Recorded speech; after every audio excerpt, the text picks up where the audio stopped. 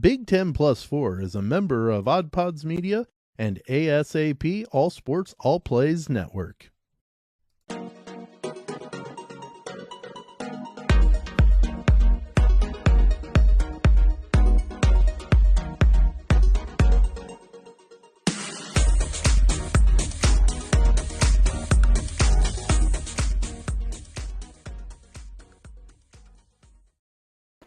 Hello and good morning. We are Big 10 Plus 4.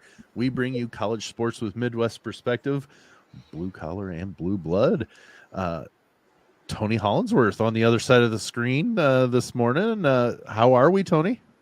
Good. We're still dealing with the Midwest cold, and I don't know about you, but whenever I think of like the holidays, Xmas, Christmas, whatever people want to call it, when I'm sitting there and it's like there's really no snow or anything like that out, and I'm like, it doesn't really feel like that time. But then day before yesterday, we got a big snowfall here, and I was like, oh my gosh, it's Christmas. And it's like, wait a minute, it's almost February and we have this now. I don't understand.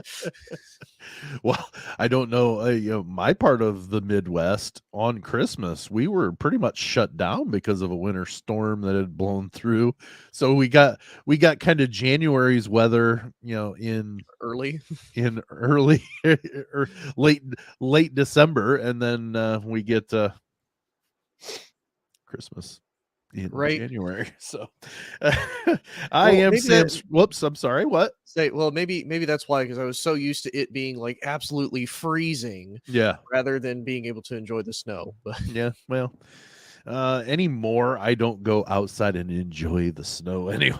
So true. I am Sam Sprunger. To Dalton Shetler, not here on Fridays. That's what he's done, Tony. He's worked it enough to he gets Fridays off. He's taken advantage of the PTO. Like you accumulate so many hours after so many weeks. Taking every Friday off. He's like, I'm taking every Friday off for his however long I can figure out. Well, he's going to miss a pretty packed show because we have a ton of basketball. You know how ESPN's got their Big Monday? Well, the Big Ten had Big Thursday yesterday because there were a lot of big games on both sides of the men and the women. We're going to talk about the men first, and then in the second half, we will talk about the women's conference season and how it's progressing.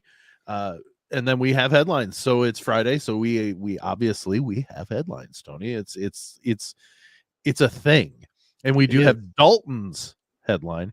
And you know what? When it comes to headlines, real quick before we get started, is that's Dalton's baby. Like it was his idea. So he's not even here on the day we do it. But it's why we also have him record his. He's with us in spirit, though. Correct. So, he's here. He's with us in video. Yes. It's like isn't this like an Ebenezer Scrooge thing? Like he comes back, he tells us, and then he leaves. Okay, so big games last night with the Big Ten men. We're going to start in Ann Arbor. There were actually two games on the schedule that we're going to talk about, but there's also some other stuff that we can mention too. Big game in Ann Arbor. Purdue, number 1, 18-1 going in, goes to Ann Arbor and wins for the first time in like 7 or 8 years. Yep. And Tony, you and I were kind of messaging back and forth. They win 75-70. Zach Edey, 19 points, 9 rebounds.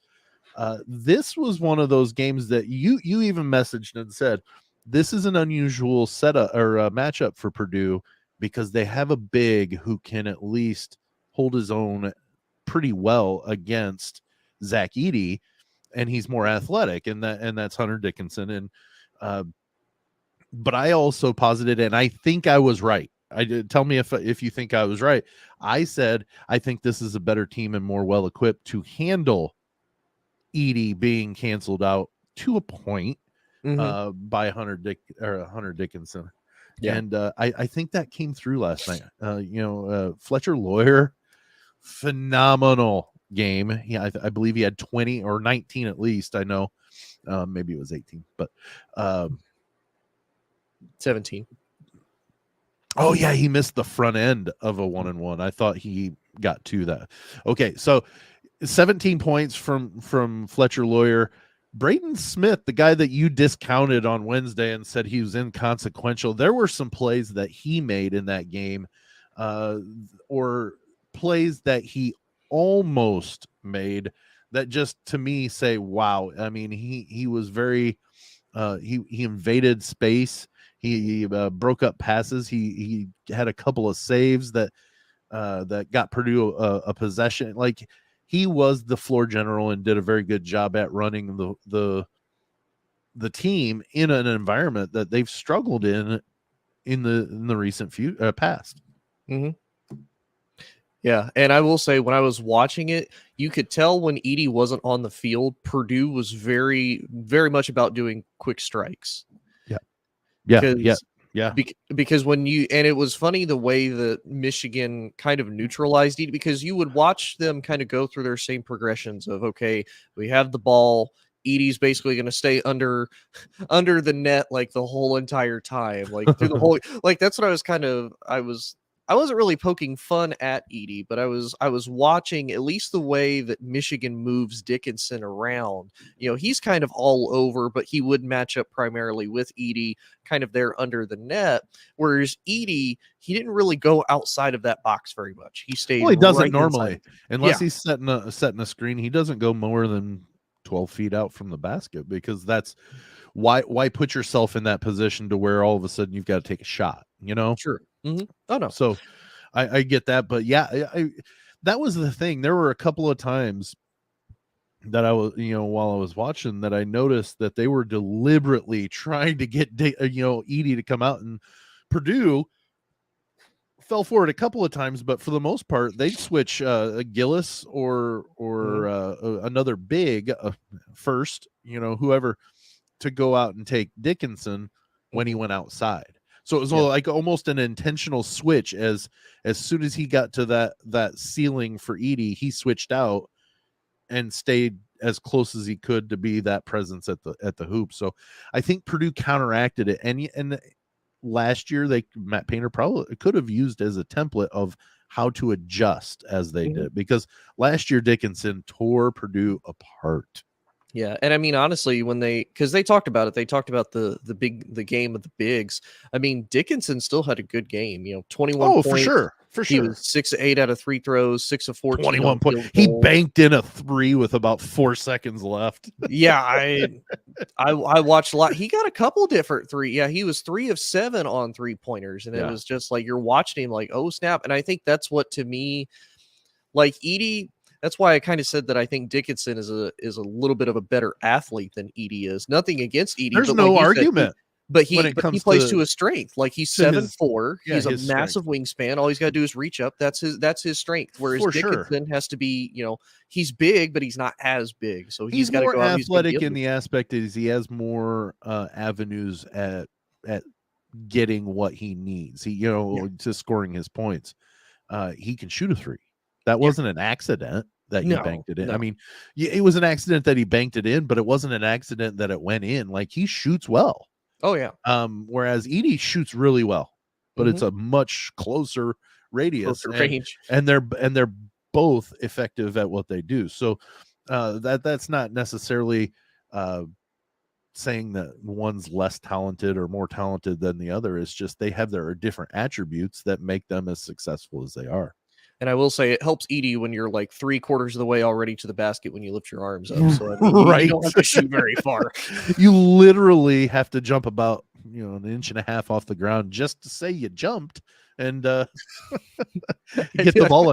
There were times there were a couple of shots that I saw that he'd go up for that hook, and it almost looked like he was trying to throw it down. Like, that's how high he is. Like, well, because when he would jump up, I feel like he was like, oh crap, now I'm too high over the net. I need to push the ball back down. Right.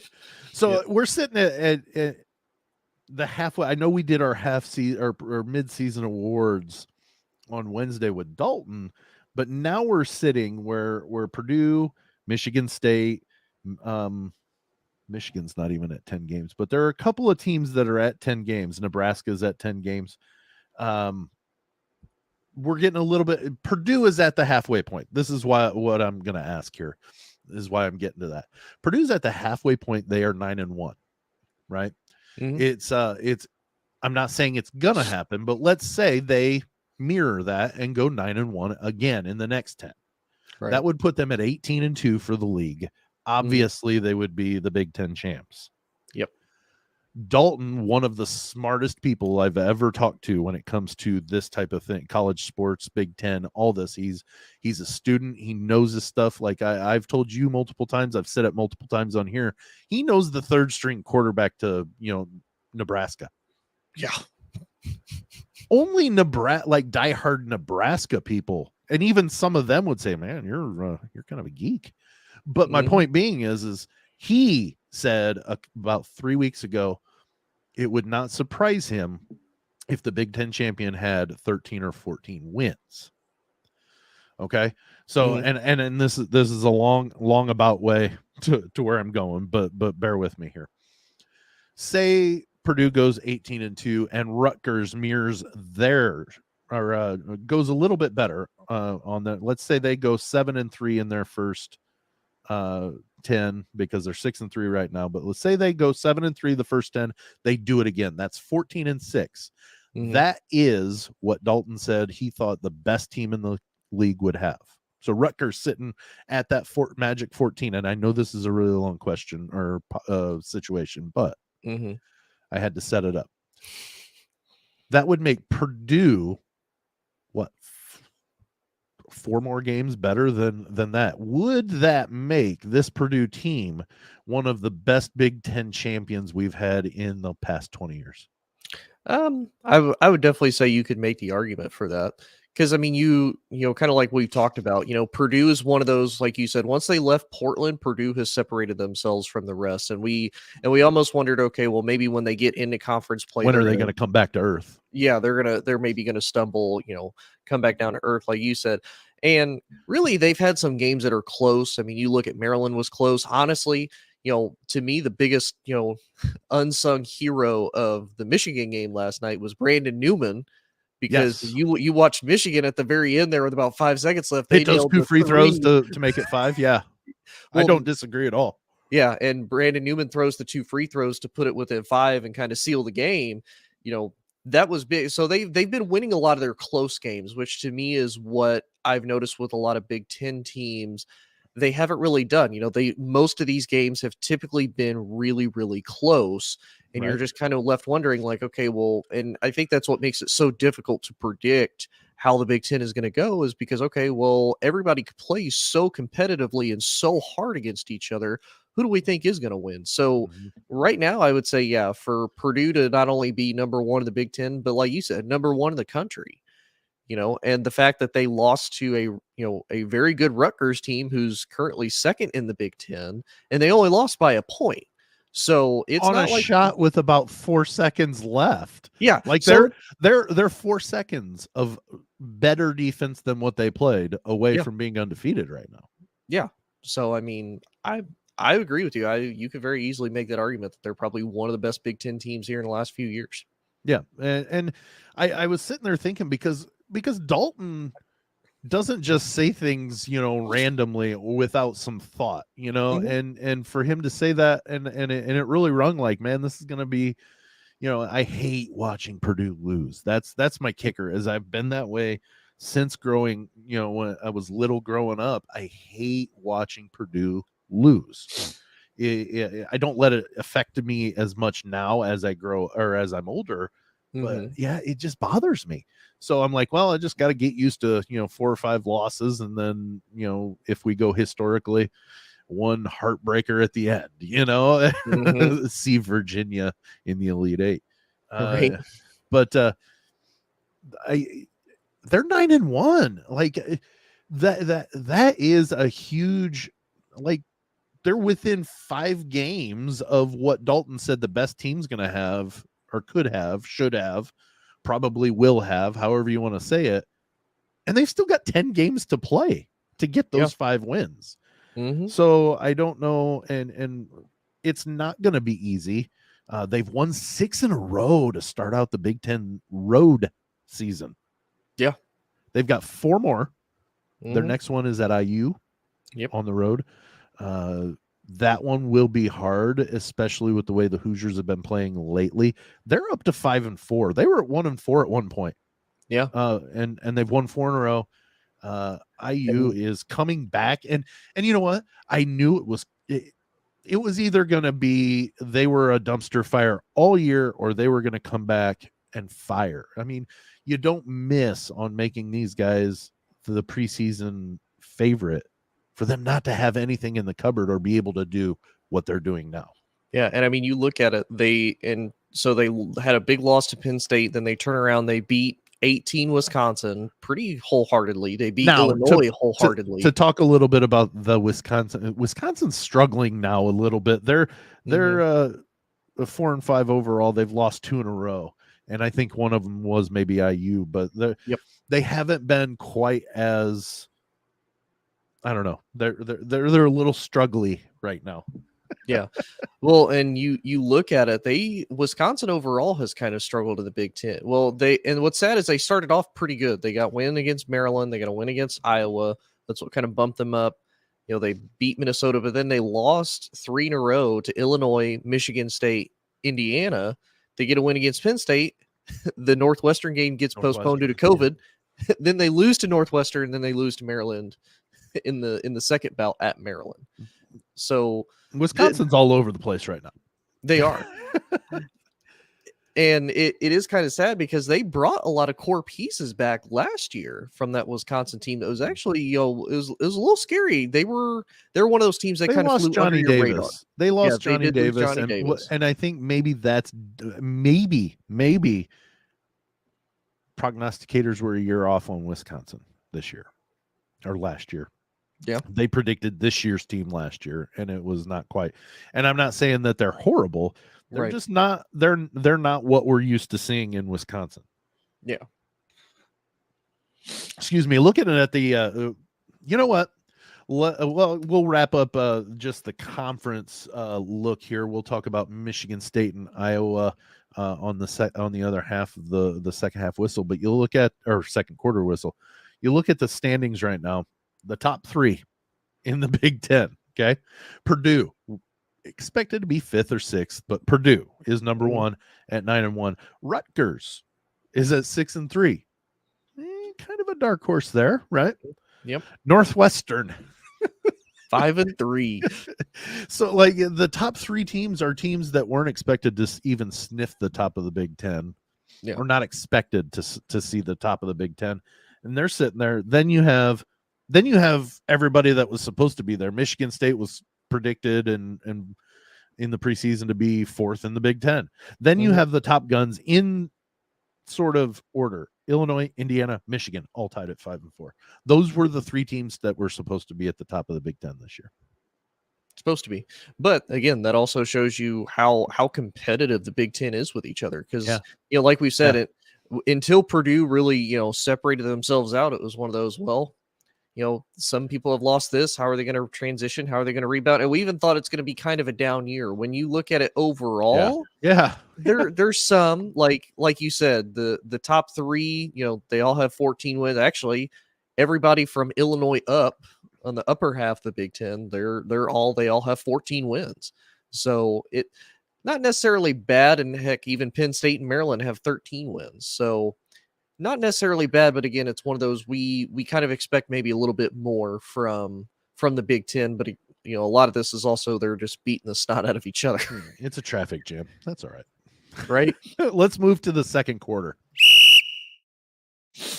Okay, we're moving to the second quarter.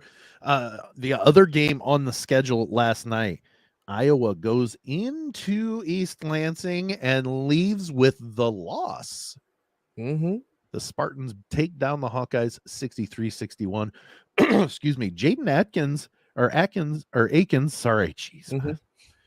Jaden Akins, only 12 points, but led the way for the Spartans. Pretty balanced for Michigan State is what I noticed when I think there were 4 in double figures. I mean, that's a good balance to where you don't necessarily, you can get your shots from anyone. Yeah, there were 5. The only one in technically the starting lineup Hogard, he had 7, but they had Malik Hall kind of coming back off the bench. He got 25 minutes. He was their leading guy coming off the bench in the rotation, and he had 11 points. So they had 5.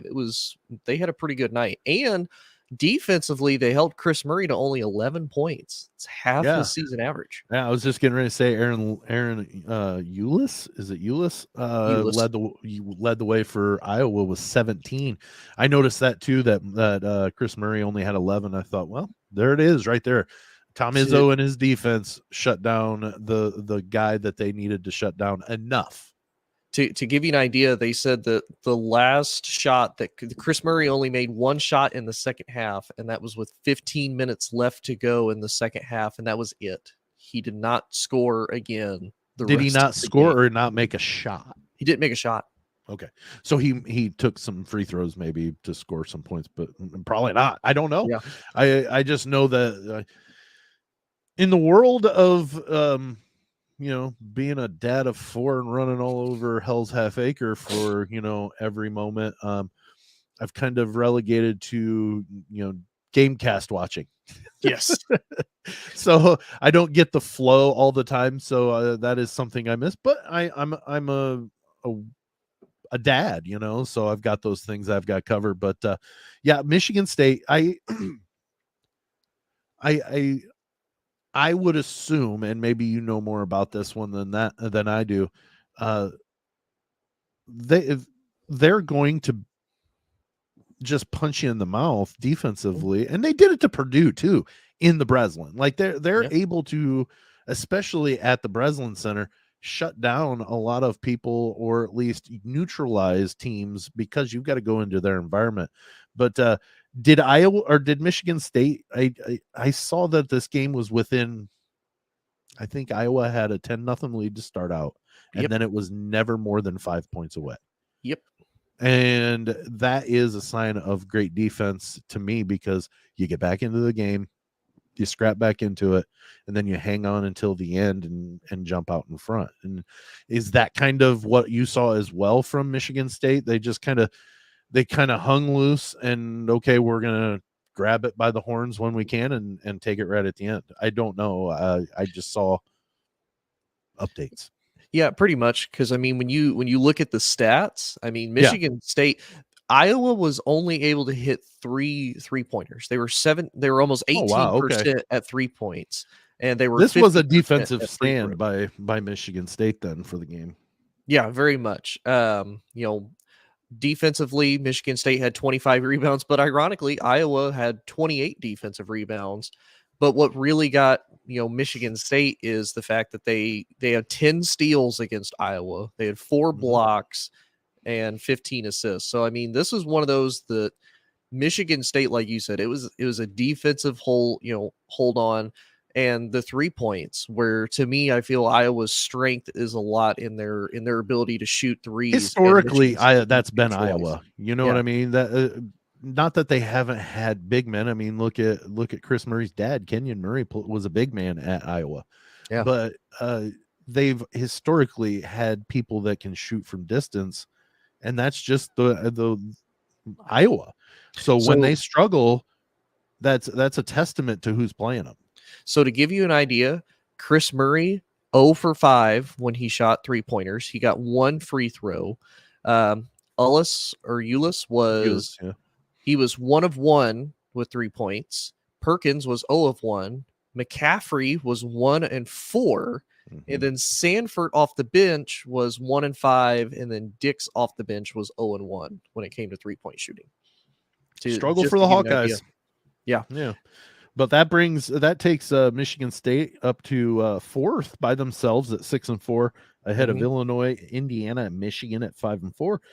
Iowa falls to 4 and 5. It was a battle of 4 and 4, well, no, it wasn't. I'm sorry. Michigan State was 5 and 4 going into that game, but Iowa falls to 4 and 5. They've lost 2 in a row. We just had talked them up, saying that they were kind of upswinging. Kris Murray is Dalton's number 2 pick for player of the year in the Big Ten. There's still that embarrassing Eastern Illinois loss at home right before conference took over. I don't think they're going to mirror what they did last year. No. And that's okay with me because Purdue ran into that buzzsaw. Right. Well, and it's kind of sad because when you look at it, they've got quality wins. They beat Clemson, they beat Iowa State. That was ranked number 20 at the time. Right. Then, like you said, they lose to Eastern Illinois. They stumble their first 2 road games in the Big Ten, and you're like, okay, well, how's this going to go? And you do kind of wonder, like, all right, well, if they're stumbling this early into conference play, how are they going to go? But then they rip 4 in a row. Indiana, Rutgers, Michigan, Maryland, they beat all of them. At the time, Indiana was 15th in the nation. They have the postponed COVID game with Northwestern, and now they lose 2 in a row to Ohio State and Michigan State. And I will say, watching that Ohio State game, that game was over long into the second half because I was watching it, and Ohio State just kept the lead. Those last few points that Iowa got to make it close, those were pity points. Yeah. Iowa doesn't have an easy task either for their next game. They play Sunday against Rutgers, but let's look at Saturday and Sunday this week on the men's side before we hit the half. Friday, Ohio State, Indiana. That's about or Saturday. I mean, Ohio State and Indiana. That's your matchup. Illinois is at Wisconsin. That could be an okay game. It's Minnesota at Northwestern. That's not a you're not marking that one. You're not getting your lunch ready to watch on Big Ten Network that one. No, unless you're a fan of either one of those programs. Nebraska and Maryland. That's another one. I feel like that one might be good because Nebraska's had some really good moments. Sure, they've had some close games, and of course we've talked about Maryland. Maryland being one of those kind of dark horse teams that not a lot of people talk about. And they are in the Big Ten, so they're kind of, again, compared to the preseason favorites, they're a little under the radar, but they're still one of those teams. And right now, if you look at Maryland's home record, you don't want to go play in Maryland. They're 10-1. College Park and Purdue's got to go there before the end of the season. So maybe that's your second loss. Yeah, maybe. Honestly, I'm never surprised. I can be disappointed, but I'm never surprised. Yeah. So, but Sunday is the big day. I just mentioned that Iowa and Rutgers play each other. That's at you can go for $13 if you're in Iowa City there, Tony. I know, I see that. But you've got Michigan visiting at Penn State. That's a good game. It's a top half of the conference game. You have Michigan State at Purdue. That is a big one. We mentioned that earlier on Wednesday when Dalton was here. It has been, 14 years, he said, since Michigan State has gone into Mackey and won in Mackey. Yeah. There have been close games, but Purdue's always seemed to have Michigan State's number when they go into Mackey. Doesn't matter who's good, who's not. It's Purdue just seems to. I think there was one season that Purdue was having a down year, or Michigan State was 5th maybe, and Purdue beat them by 24. Yeah, it's Mackey. And it's funny that how some of those teams line up because you look at Purdue and Michigan. The last 9 times that Michigan and Purdue have faced off, Michigan has won 7 of those matchups, except and that's including last night. Yep. So there's just something about certain teams that they match up better, or they just have that number. It's kind of like Purdue and Ohio State in football. Purdue always seems to upset them. Purdue doesn't beat them every year, but whenever they play, you kind of get that feeling. Like the last time when Ohio State blew their doors off, it was expected to be a close game, and it just didn't. It started out that way, and then it went downhill. But then there's the Tyler Trent game where Purdue won by 25. Rondale Moore went off. And there's just teams that happen to have your number. So, well, let's hit the half, and we'll come back and talk about women's basketball. Okay. You are listening to Big Ten Plus 4, hosted on Anchor and StreamYard. Hey, this is Grab and Brisket Podcast. Join us every Monday where we talk about the latest trends in barbecue, interviews with world top pit masters, celebrity cooks, Ooh, like Wee Man from Jackass. and musicians. Like Rich O'Toole? So check us out. We do beer reviews, barbecue fails. So many fires. Dude, a lot of people just burn their houses down for no reason. We also talk about cocaine hippos versus bet gators, Learn how to make some tailgate gravy. altercations with Texas Rangers. People throwing Reese's peanut butter cups. Yeah, so check out grabthebrisket.com for podcast info, viral social media posts, and so much more.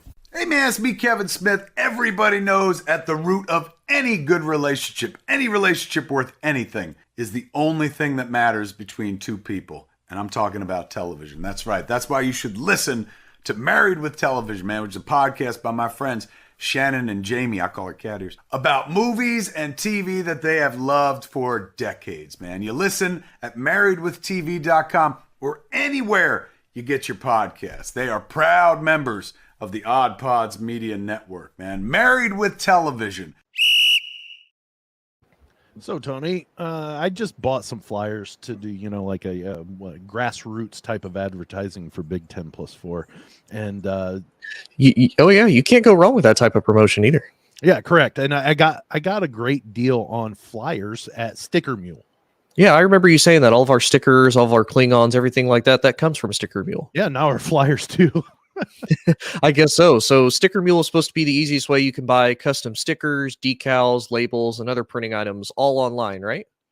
Yeah, order in 60 seconds and they'll turn your designs and illustrations into custom stickers, magnets, buttons, labels, and packaging in just days. They offer free online proofs, free worldwide shipping, and super fast turnaround. If you click on the link in the show notes, Herman is going to give you $10 off any purchase of at least $10.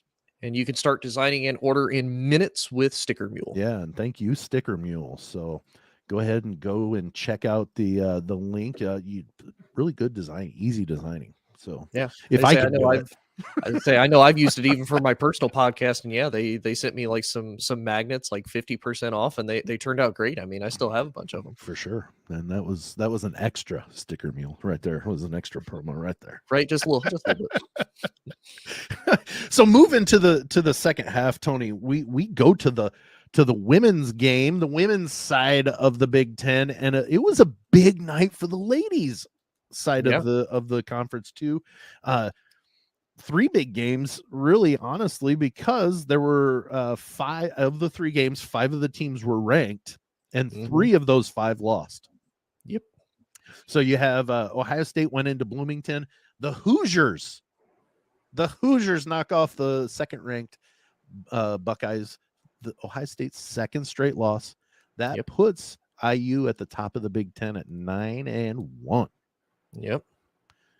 Mackenzie Holmes led the way, 26 points for the Hoosiers, and then a Cody McMahon for Ohio State had 21. I think it's going to be a dogfight, and the fact that IU won this puts them in really good position because that allows them to play Iowa and split and not lose any ground right now. Yeah. Well, not only that, you got to tip your hat off a little bit to the Lady Hoosiers defense, because do you know what they held Ohio State to in the third quarter, points wise? I'm going to guess like 5. 6. You were really close. Yeah. Held them to 6 points total through the entire third quarter. Yeah, that's impressive. It's always a big deal. And I don't know if you're the same way. You always look at a box score, and if you see a single digit number in a box score, you go, whoa. Well, especially in basketball, because you're always thinking like, especially the number 2 ranked team in the country. like you expect it to at least be double digits. And really, you look at the rest of the quarters, all of them are within 4 points. The first quarter, 17-16 IU, 20-15 Ohio State, 27-6 IU, and then 23-19 Ohio State. 27-6. So that they won that game based on that third quarter is what it is. That was really it, because after that, I mean, there was only one quarter where Ohio State didn't lead, and that was the first. And that was the 17-16. So they were down by a point, and then after that, with the exception of that third quarter, they dropped 20 points. I don't know as much about the individual players on the women's side, but from what I've seen, Mackenzie Holmes has to be in the running for player of the year for the conference. She has to. Not saying that she's going to supersede Caitlin Clark, but she might. Yeah. But not only she is playing at an extremely high level. Against Illinois, she had 30. Yeah. So like she's putting points on the board. Well, and to give you another idea, so I'm gonna tell you this player, and I want you to kind of tell me what year you think she's in. So her name is Yarden Garzon. She is from Israel. She dropped 20 points, 10 rebounds, 3 assists, 3 turnovers, and 9 defensive rebounds. What year do you think she's in? What year? Mm-hmm. Sophomore. She's a freshman. That's what I was going to guess. I thought it was too obvious. Right. Well, because you hear that and you're like, that's a pretty good game. And so that could be, maybe you're saying a precursor to maybe a freshman of the year award, maybe right there. Yeah, because I mean that's pretty good, and that was the second highest scoring behind Mackenzie Holmes. Yeah. So, well, I hate saying it, I really do, but the way IU's been playing on the women's side, they might be the team to beat. They're in the bracketology, and we'll break that down on Wednesday when Dalton's here, and I'll have a little bit more in on it. But right now, IU is the number 2 overall seed in some bracketology. Yeah, and really big wins from them. Yeah, big wins. They beat Ohio State. Really, the only 2 teams left that they would have to really fight for even being considered number 1 is South Carolina and LSU, because South Carolina is still ranked number 1 in the country. LSU's ranked number 4. Both are undefeated still in their conference. Even the Lady Volunteers are undefeated in the conference still technically, but the Lady Tennessee Volunteers just lost to Lady UConn, who is number 5. Yeah, that just happened last night. Yeah, and UConn handed them a hefty loss at that. Yeah, well, it's hard to rebound from an icon like Pat Summitt, but Tennessee hasn't bounced back since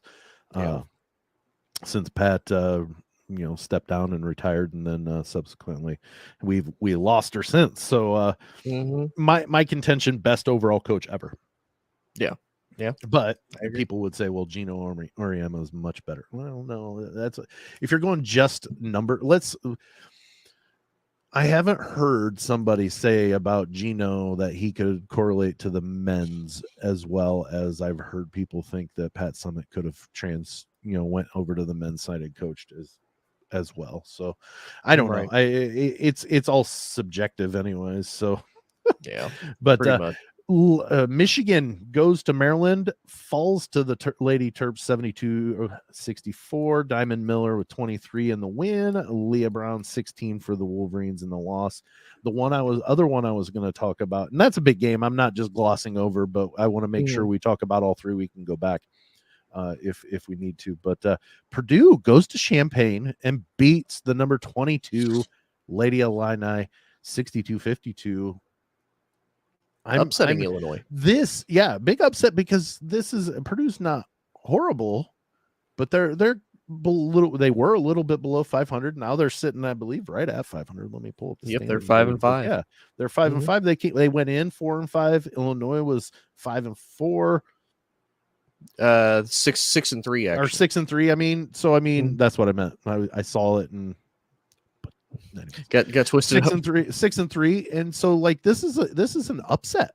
Yeah, this is a big upset too, because I mean, you think about it, Illinois, one of the top half teams that we talked about. They're one of 6 Big Ten teams on the women's side that's ranked, and really, you looked at it. It's Indiana, Iowa, Ohio State, Maryland, and then it's Illinois. Now, that's still the case as far as the overall standings, but you saw the definitive difference between the top half of the standings in the women's side as compared to the bottom. And Illinois was right up there, and this kind of brings them back down to earth and more in the middle now. This just proves to me the women's conference is just as crazy and nuts as the men's. It's just a different style of crazy. Yeah, 100%. So it's interesting. You look at the Big Ten standings right now. We were in a 3-way tie with IU, Iowa, and Ohio State until last night. Now the Hoosiers stand atop 9-1. Iowa a half game back at 8-1. Ohio State at 8-2 in a tie with Maryland, also at 8-2.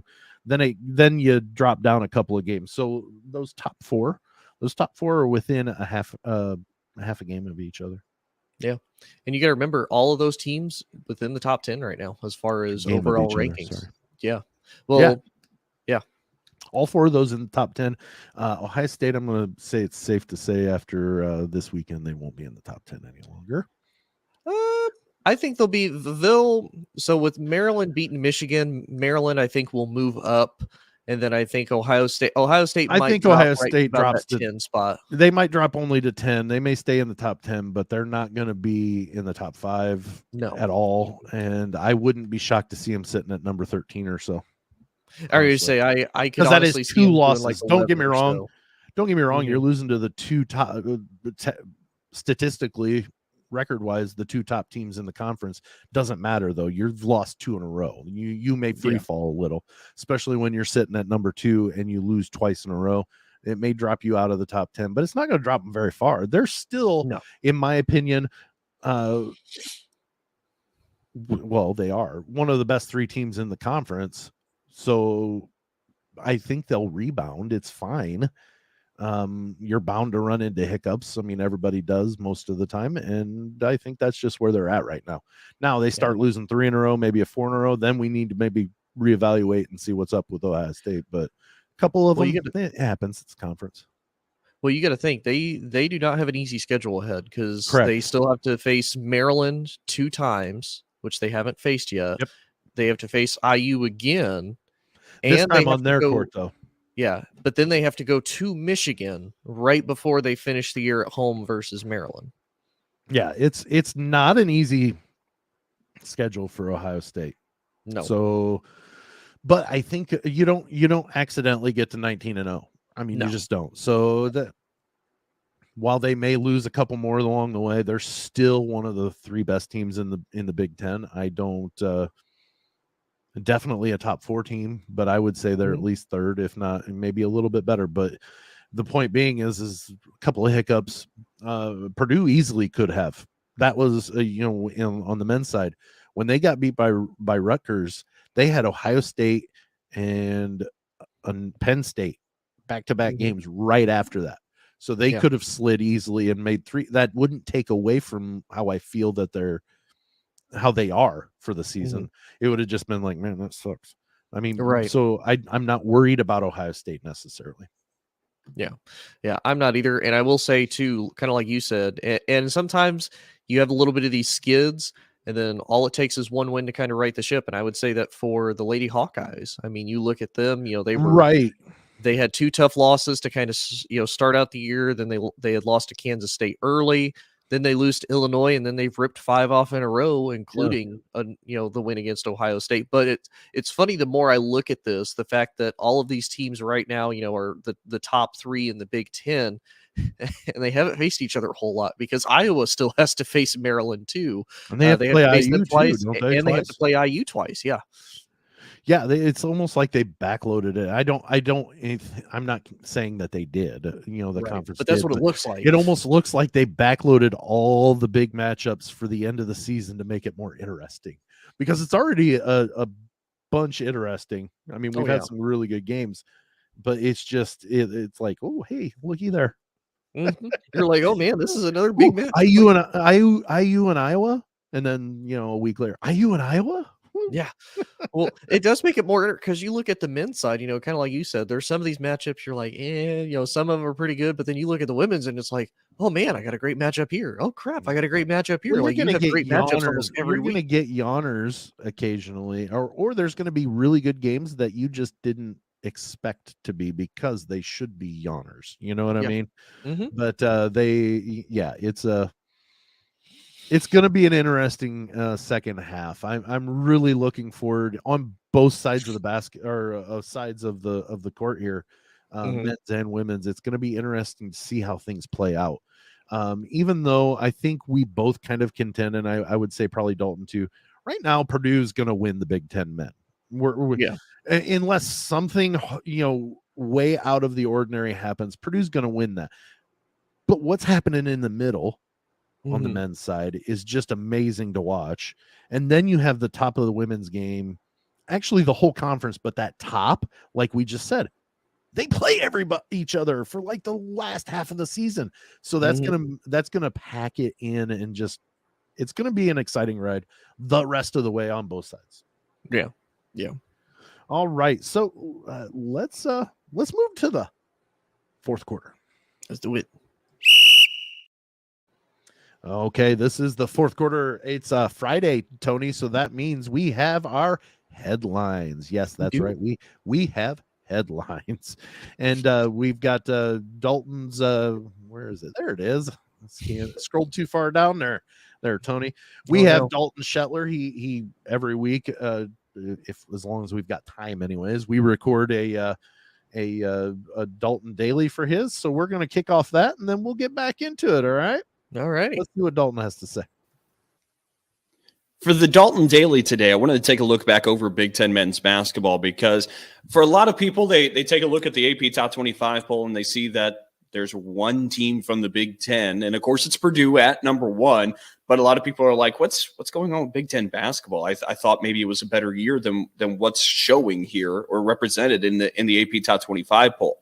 And while there are a handful of programs receiving votes just on the outside looking in, let's use a different metric to take a look at the Big Ten men's basketball race and the quality of play. Let's use the net rankings that were actually tweeted out a little bit earlier this week by the Big Ten Network.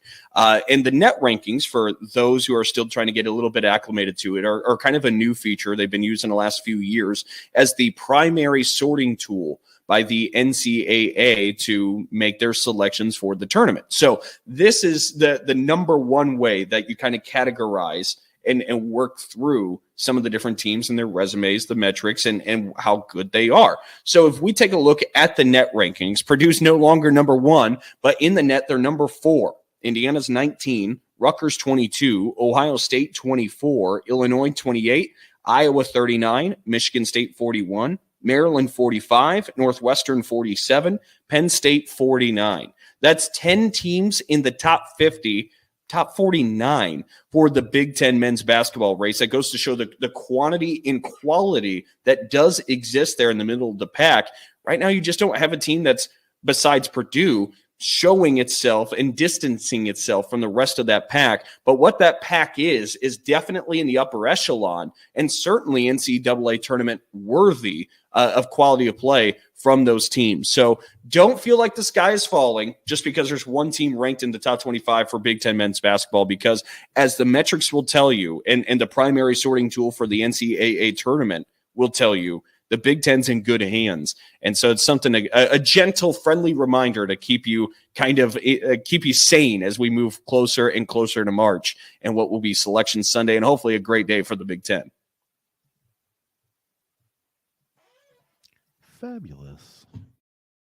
So I love how you got me leaving at the end of fabulous. I didn't realize that I didn't cut that part of it. I guess I cut it at the wrong spot. But yeah, right.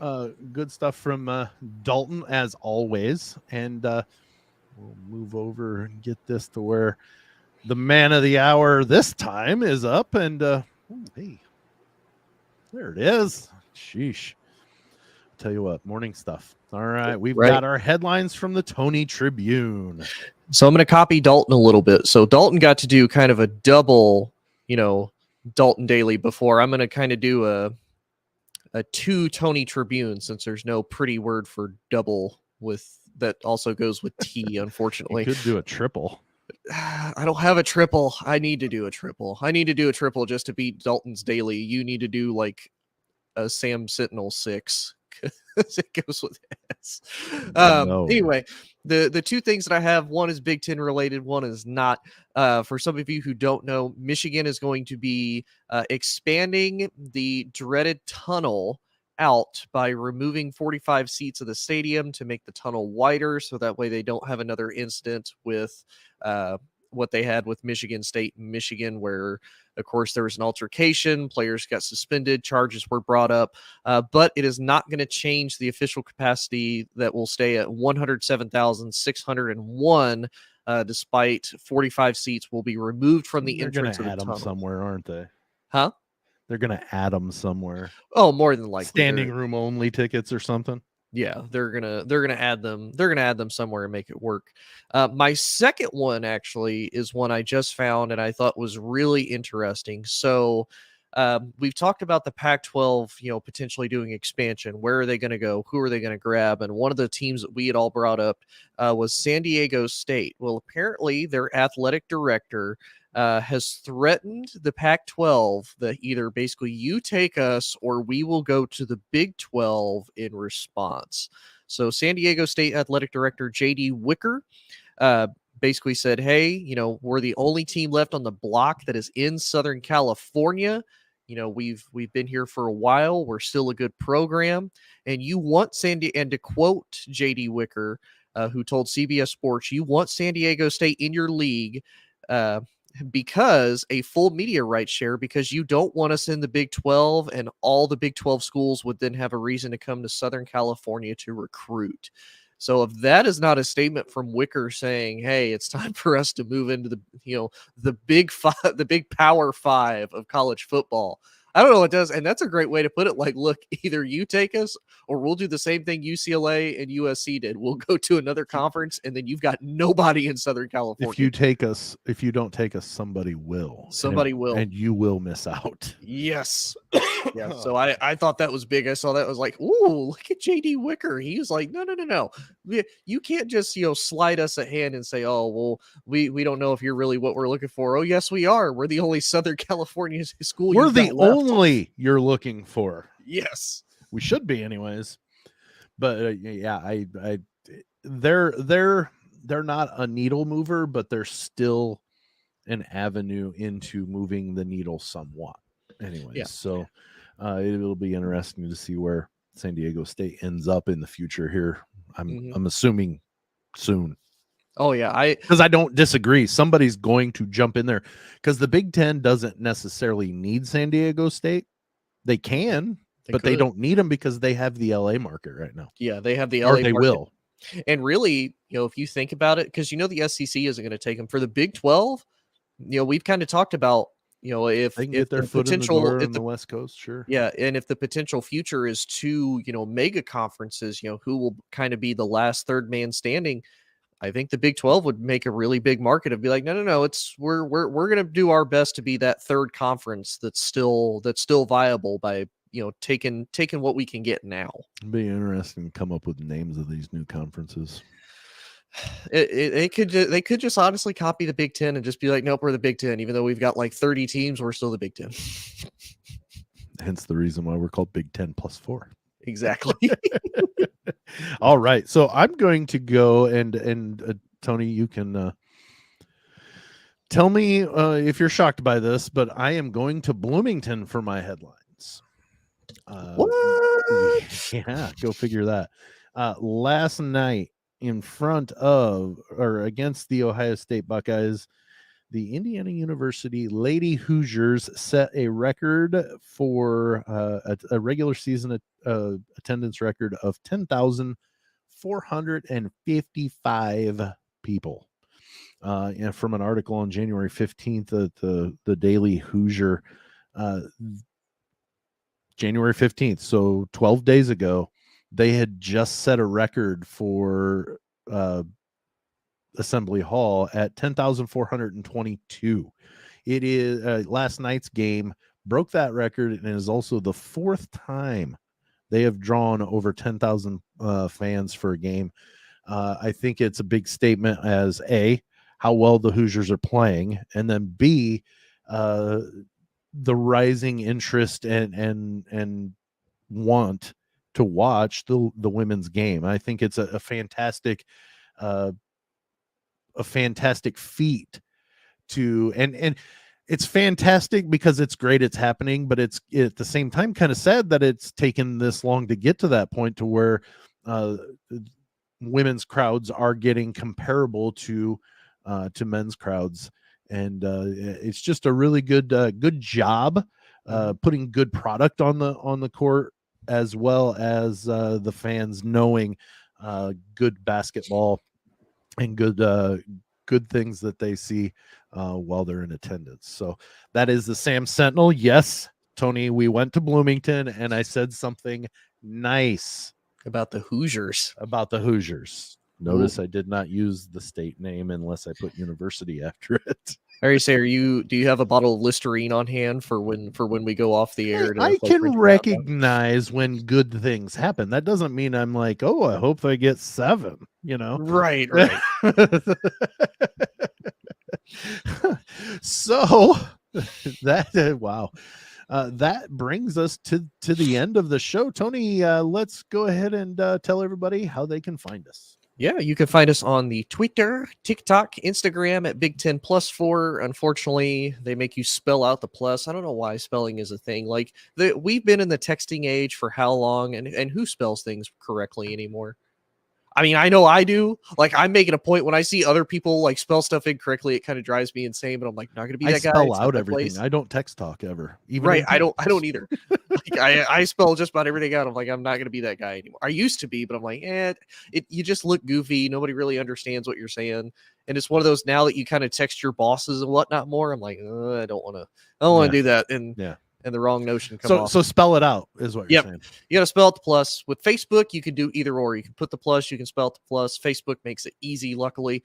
You can also find us on oddpodsmedia.com. We are the only sports show there where you can find sports, politics, beer. You can even find meats like brisket and whatnot, which is interesting and probably tailgate. Delicious. Yeah, tailgating, which, like me, I may not be a big dude as far as like weight wise. I'm 6'3", but I love to eat. And luckily you can pack it away, huh? I have a metabolism that loves me and is still going at 1,000,000 miles an hour. Anyways. Right? Hey, I'm almost 30. It's still going. You can also find us on ASAP Network twice a week. And if you want to see some of the kooky stuff that we may or may not do and you're not able to find it on any of those platforms, you can always find us on Spotify as well with the visual side on top of it. Yeah, and then anywhere else you find podcasts, you can listen to the audio that we put out shortly after the stream. So that's Tony Hollinsworth. Dalton Shetler was on the video. I am Sam Sprunger. From all of us here at Big 10 Plus 4, thanks so much for joining us today, and we'll see you later.